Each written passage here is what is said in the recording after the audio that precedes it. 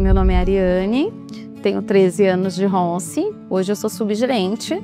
Após toda a trajetória de encarregada, de liderança, que foi bem difícil, né? Porque uma liderança feminina é bem complicado de o pessoal aceitar, e foi aonde foi desafiador, né?